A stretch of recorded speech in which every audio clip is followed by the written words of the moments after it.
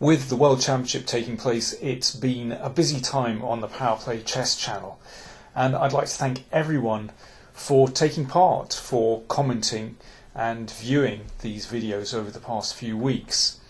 I do read all the comments on the channel, and when I have time I do like to take part in the debates going on.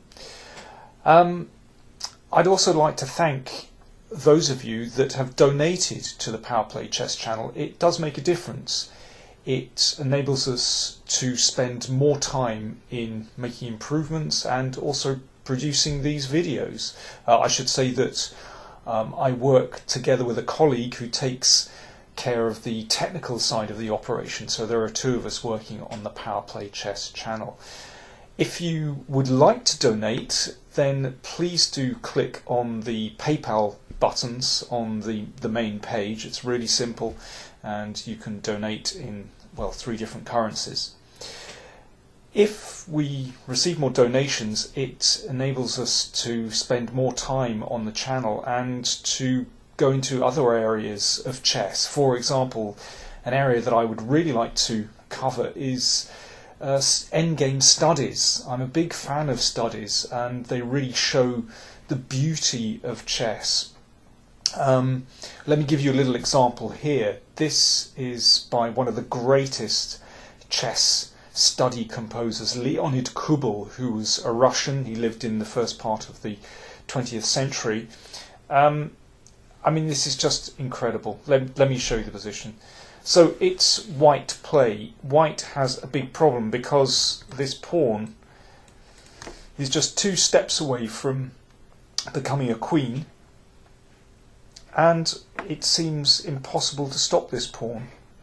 This knight is at the other end of the board. The bishop is blocked by the pawn here.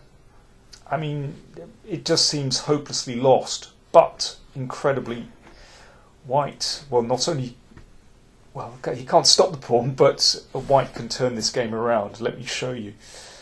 The first move is in itself remarkable. Of course, if you'd like to have a go at solving this, then please do pause the video and have a go. Now's your chance. But the first move is knight c6, which just looks incredibly stupid, really.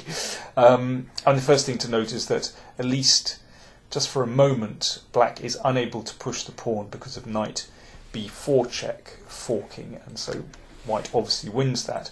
But the drawback of knight c6 is that black can simply take this pawn. I beg your pardon, take the knight. But this buys white a little time, and now it's possible to bring the bishop to f6, attacking the d-pawn. So obviously if the pawn pushes, then white wins, as the bishop controls the queening square. But black can protect this pawn with his king. Now, king c5 fails to check. Then you take the pawn, so there's only one move, king d5. So this is all completely forced so far. And it still seems as though black has everything under control here. The bishop's being blocked out, and the pawn threatens the queen. And moves like c3 don't help. Black obviously doesn't take that pawn, but instead just pushes on, and there you go, black gets queen, and that's the end of that. But white has a remarkable move here. d3. This is just extraordinary. Well, black pushes the pawn, everything seems fine, and you're going to get a queen next go. Now white plays c4 check. That's the point of playing d3. Now if this is captured en passant, then white controls the queening square and has a pawn, and white will win that position. So after c4 check, black plays king c5, maintaining protection over the pawn on d4, and it still seems as though black is going to get a queen, and that's that. But here white has a winning move. If you'd like to pause at this point and find white's winning move, I think you'll have a better chance than at the start of getting the correct continuation. But this is really beautiful. White actually wins with this paradoxical move, king b7, moving the king further away. It's extraordinary. If black makes the queen, then bishop e7 is checkmate. White has constructed a mating net. And black's problem is that the only way to avoid this mating net is by moving the king, and then that would allow bishop takes pawn, and the bishop stops the pawn queening, and white wins that one very easily. Just incredible. So anyway, thanks everyone for all your support on this channel, and see you soon.